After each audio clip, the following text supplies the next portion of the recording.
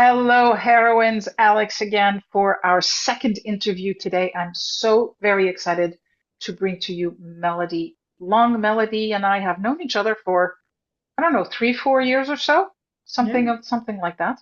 yeah, And it's been really interesting to see her journey through, her business and what she does. So I thought I would bring her in because I think we were just chit-chatting just before getting on with you guys, and I think it's going to be really good. So, Melody, why don't we just get started? Why don't you tell us who you are, where you're from, and what you do? sure. So I live on the west coast of the US. I live in Portland, Oregon. I've been on the west coast a good part of my life. Um, Professionally, I've been a registered nurse for many, many years and have taken care of very, very sick people for many years. So that is a piece of my life. But I also am someone who came into this life being very okay with the notion of, if you want to say God, goddess, intelligence, universal life, however you'd like to label it. It never was an issue for me. And I always felt very connected, kind of spiritually growing up as a young person and a teenager. In fact, I can remember in my teenage years, out of the clear blue sky, thinking, I think I might wake up this lifetime. And I'm like, I don't even know where that came from.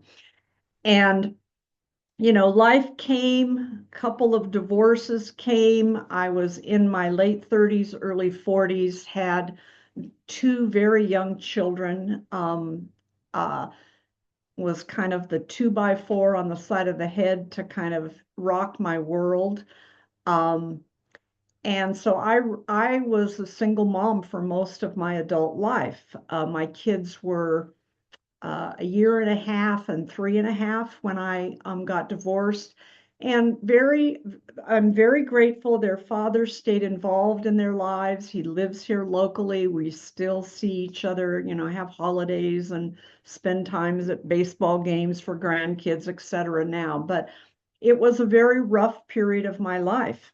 And so I have incredible sympathy for single women and the journey that they go on and the way life shakes us up sometimes to really, um, from my perspective, kind of get us into our soul's journey. And so I am really now I work with women who are entrepreneurs or not, but are really wanting to deepen their connection with their inner wisdom, their inner knowing, and really to look at what's limiting them from moving forward. So that's a little bit about me.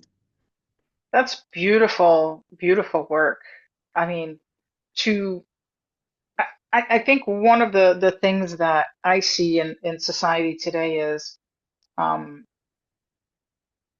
it feels like women are minimized, maybe because of, I don't know, fear of how powerful women can be, especially when we all, when we come together, then it's really a It is force a to be force. reckoned with. Yes. Um, but I know when you're going through, or I imagine when you're going through a divorce as a single mom, it must be difficult to really tap into that. So how were you able to do that as you went through your journey to actually end up doing the work that you're doing now? Sure. Well, it's my belief that we really are all guided and that we're never alone in this journey, whatever our journey is, even in the face of what looks like being alone, that we have spirit guides, guardian angels, whatever you want to say, our inner wisdom, our is always with us. And so I was guided to a community through a series of people I knew that um, was a very profound, deep spiritual community that I um, got back in touch with kind of where I wanted to be. I became a meditator more consistently and um, spent time with those people. I changed my work around so that I could have time to go on retreats or um, do things locally. So really, I was guided, and I think that all of us, on some way, if you could look back on your life, you probably would say the same thing that events happen. We don't necessarily, we meet somebody, we read a book, we have an experience, and it moves us on to the next place. And bit by bit, small step by small step, we move in a new direction with more confidence, more self-assuredness, um, and a deeper trust in ourselves. And I think ultimately, um, I believe that we're all spiritual beings having a human experience, and that it's a journey. It's really a journey to learn to trust ourselves because we have a lot of undoing to do with patriarchy. We were taught not to trust other women because they could take our man away from us. We were taught um, to be jealous and competitive. And our natural way is to be collaborative and loving and supportive and in community. And that's, I think, where we want to go. I agree. And I think, we're living this feminine energy in a masculine energy world, right? Because competition, all of those things are more masculine energy, whereas I think by nature, and we all have masculine and feminine energy within us, but I think for us women, we do tend to operate more from that feminine energy, which, like you said, is collaborative, it's inclusive, and that's where that strength comes from. That's where we get to tap into our strength. I want to go back to what you said before about self-trust, because one of the things I hear often is that coming out of a divorce, women sometimes have a hard time trusting themselves again, trusting in their decision, in their ability to make decisions, in their ability to make the right decision. So, how does one begin to go through that process of learning to trust ourselves again?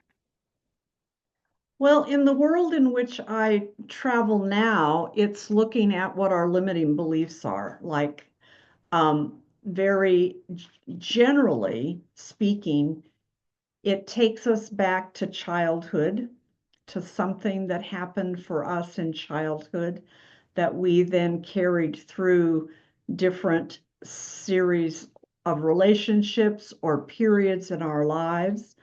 So I think it's really looking at to get back to your question of how do we go from lack of confidence to lack of self-trust, lack of confidence to trust and inner confidence in our intuitive intuitive wisdom, our intuitive knowing. And I think it's a process. I think we have to be open to it. I think not all of us may be open to kind of self-improvement, self-growth, self-inquiry, but those who are, bit by bit by bit, we take steps to do that. And what I spend a lot of my time doing now is working with people around what's called belief coding. And it's a modality to look at what are some of our limiting beliefs and how can we heal them without really going and re-traumatizing ourselves. So, and another thing I wanted to So, say, so what do you mean when you say re-traumatizing ourselves? well, say you were somebody who was abused physically as a child, and that has repercussions clear through. I mean, like take the new pope for now. There was a letter from, I'm forgetting the name of the organization, but all the young people, mostly men, are now adults, who formed an organization who have been abused by priests and cardinals and et cetera in the Catholic Church. Well, they sent a letter to the new pope asking that he seriously look at cleaning, basically cleaning things up. So in belief coding, if you were working with someone who had some trauma, some major trauma, you don't want to put them back into a situation where they're going to relive that. But there is a way to heal that bit by bit by bit. And when it's something big like that, it's not a quick fix, but this process allows you not to be re-traumatized. That's what I meant. The other thing I wanted to mention, which is maybe a little bit of a segue, but I'll see if I can make it make sense, is that, like you said, we all have feminine and masculine energies in us. But we also have distorted masculine and distorted feminine energies in us, as well as divine feminine and divine masculine energies in it. Basically, maybe think of it as kind of ascended masculine, ascended feminine, and distorted masculine, distorted feminine.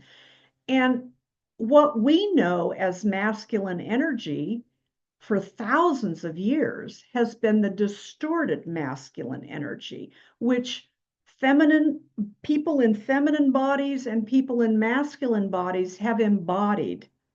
And that's what's destroyed our planet. That's the energy. The energy of the ascended masculine supports the feminine, holds the feminine, protects the feminine, encourages the feminine. That's a different energy of masculinity than most of us know. Which, when you say distorted masculine, I'm gonna to put it in everyday terms, let's say, kind of that the alpha male energy, right? Yeah, Which is that in your face, make things happen, like, which is to me not masculine energy. That's kind of little boy energy trying to make big, trying to be big energy. right. But it's okay because I agree with you. I think, I mean, I look at my own relationship and I see him most happy when when I give him the opportunity and he has the opportunity to support me in some way. And he's always, looking for different ways to support the work that I do, Mhm. and just allow me to be in my feminine Yeah. and to be able to Well, experience that. So I what? think that, I'm sorry, go ahead. No, no, go ahead. Go ahead. Well, what I was going to say is that whether we're in partnership or not, and you're blessed to be in that kind of a partnership, that's great. But for those of us who aren't in partnership, that it's just us, we have inside of us that supportive masculine energy that can support and hold up the feminine kind of goddess energy, if you want, that's creative, that's unconditional love, that's compassionate, that's creative, incredibly creative. We have that and we can call on that. We can call on our masculine to support us. So, for example, you're an entrepreneur, you can call on that masculine energy to support your creative work in your business. So in that example, would you say is the masculine energy kind of the driven, organized, kind of make things happen energy? I How would you wouldn't say describe that I within would say us? a balanced masculine is structure, Okay. not driven, is structure, is support, is acknowledging the importance of the feminine, which the distorted masculine doesn't do at all. Mm, Um, it is it loves building and taking kind of in a internally just in one person. It's the part of you that takes the creativeness and the ideas from the feminine side and helps put it out into the world. So it's the feminine who has this vision, this big idea about where you'd like to go if you're an entrepreneur, for example. If you're not, it might be that your creative has ideas about your family and what you'd like your family to be like, how you'd like to raise your children, or if you don't have children, how you'd like to create community around you. And the masculine would support that. okay. That makes that makes sense. So I want to go back to something you touched on earlier, which was your divorce story. Yeah. I'm curious to hear what kind of was your biggest lesson from your divorce story that you think would be helpful to share with our heroines. Well, in a very kind of practical way, it was really important for me as much as I could. It took me, realistically, it took me, my marriage ended because of an affair. And so there was, you know, that piece. And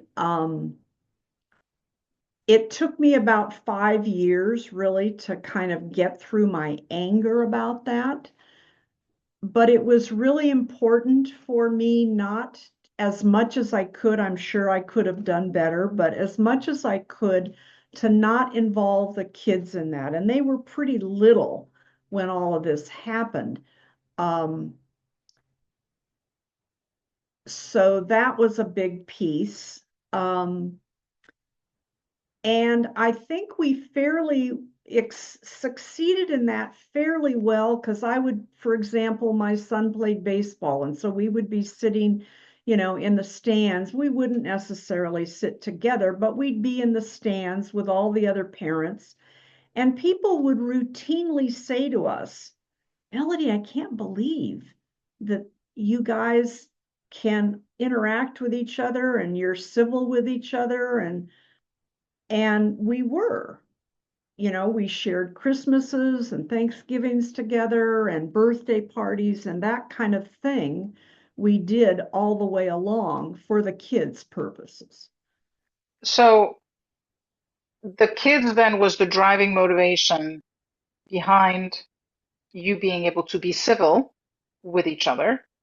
Was there anything else? Because, Well, yes, obviously there was. I mean, for me, what I know is that the whole piece of forgiveness is about myself. It's not about anything that anybody else did to me. It's about what the energy I want to hold in my heart and what it does to my heart to hold resentment and anger and fear and judgment or whatever the baggage is. And so, being in this spiritual community, I was very aware of that. And so, for years, I worked on that. And I think that with just being civil with each other in kind of a kind of everyday language or everyday thinking, not in a spiritual context at all, but just being civil as much as we could. I did not succeed at that all the time, for sure.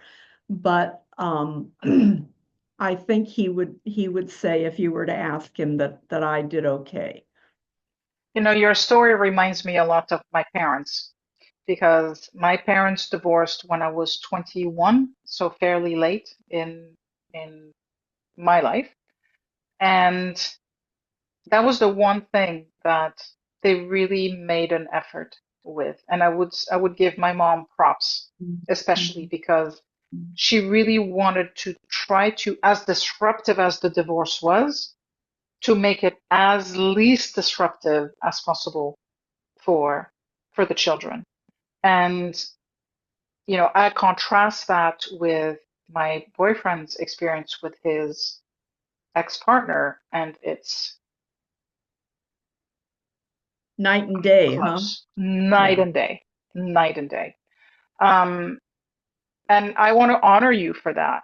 And Oh, all thank of you. the other women who are going through that and who are able to really think, I would say, for lack of a better word, think of the children first and think of the impact of the situation on the children and really aim to make that transition as manageable as possible because they're living through it too. They are. And I think it's important on the flip side of that to acknowledge our feelings and to not stuff our feelings, that we have to have some sort of outlet. We need to have a coach or a therapist or a good friend or somebody that we can vent with.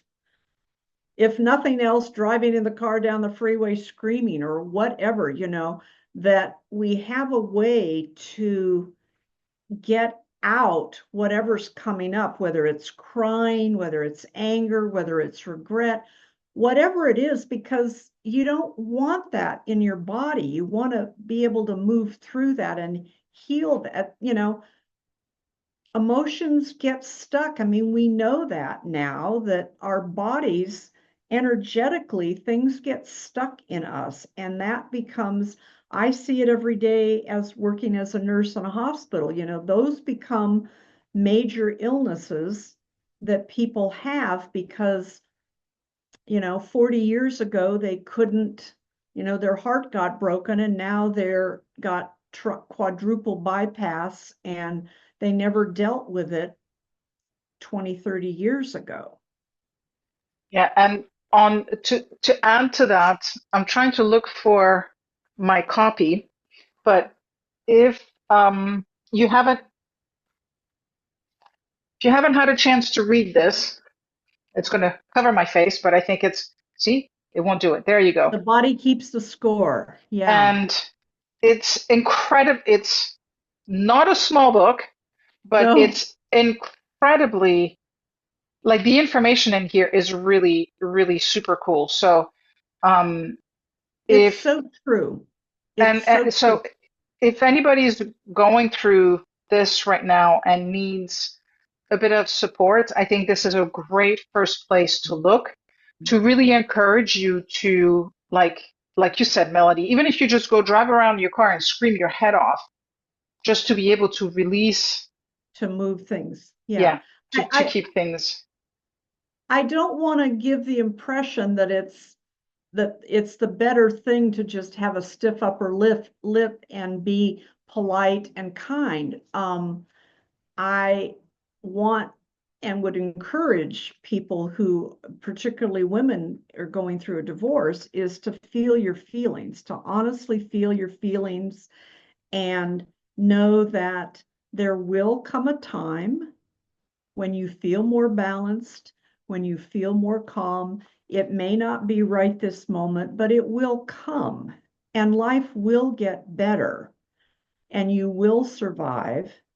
And you do have the incredible strength to move through what looks like really hard times. You will make it. yeah.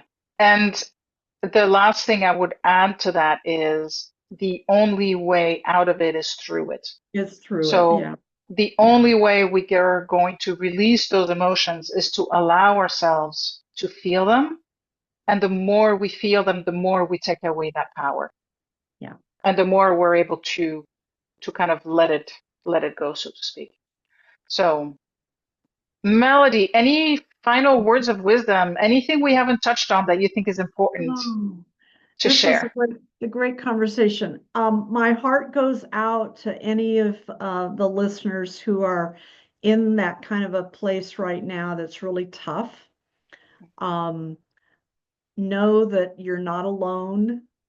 This community that Alex has created is a great support for you. You will make it through. Help is available. Um, and I just wish you all the best. Thank you. That was lovely. Thank you, Melody.